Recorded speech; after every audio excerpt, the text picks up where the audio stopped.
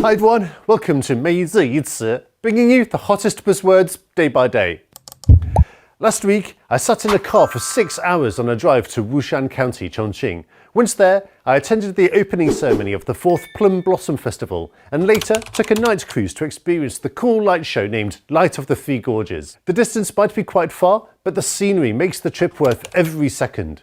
It's fair to say that Wushan has created a boutique travel route in the phenomenon known as rural tourism. But what exactly is rural tourism? Well, it means taking in natural scenery, farm orchards, rural culture, and specialty resources like guest houses to attract city dwellers into the countryside to experience the delights of pastoral life. I'd also like to say that Wushan is by no means the only county to develop rural tourism. For the spring of 2022, Chongqing has released 81 leisurely boutique travel routes for rural tourism. Be sure not to miss out. Now, here's your Chinese phrase for the day. 乡村旅游, rural tourism.